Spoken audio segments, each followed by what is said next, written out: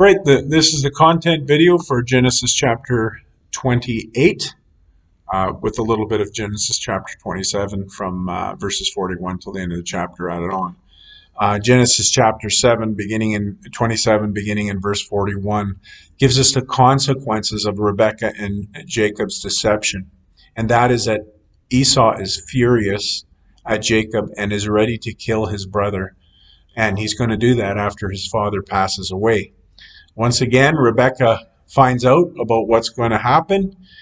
And when she does, she talks to Jacob, telling him that he needs to leave right away and go to her brother Laban, thinking that after some time Esau's anger will subside and he can come home.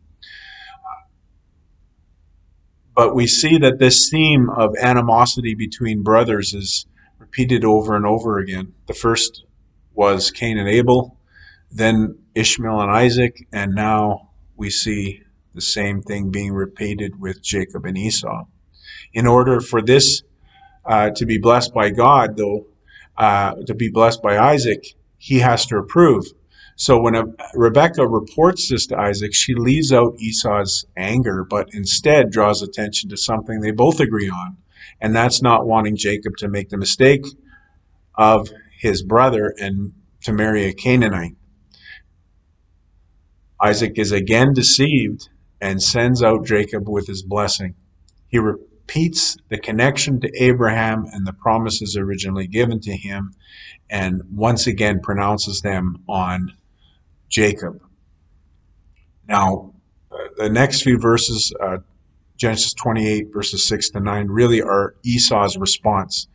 And when Esau hears that Jacob is sending out Isaac with his blessing, he tries to correct his error of not marrying a Canaanite woman or women as he did, but instead now he marries a non-Canaanite, Mahalath, the daughter of Ishmael.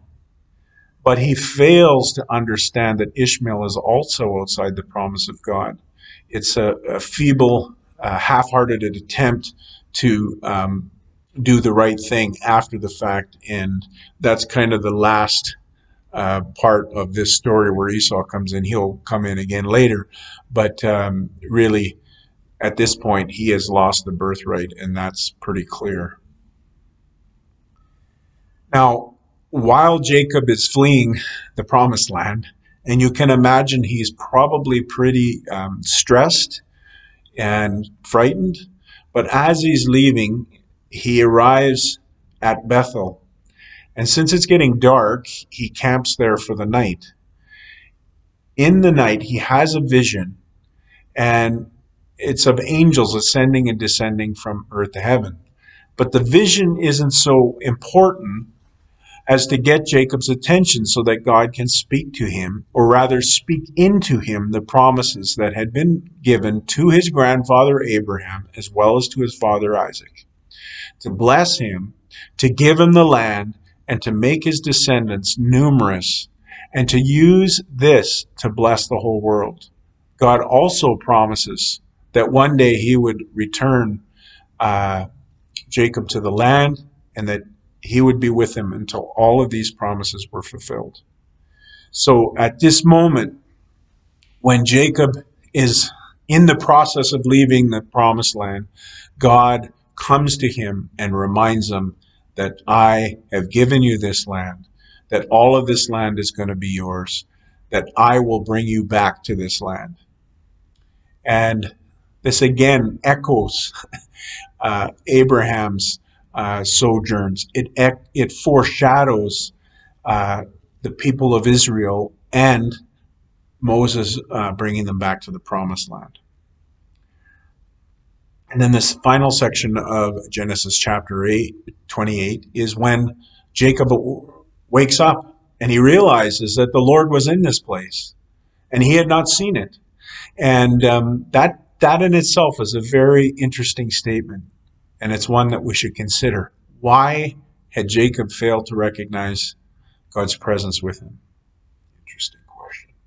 So he takes the rock that he'd been sleeping on, and he uses it to set up a pillar, kind of a religious memorial. And then he goes on to say, and he pours oil on this, and he goes on to say that if God will be with him, if he'll watch over him, if he'll provide him with food and clothing, and if you'll return him to his father's household, then the Lord will be my God. Jacob's attitude needs some honing, but God will honor him, and that's where we're going to leave it this week. He is on his way to his relative's house, to his uncle's home.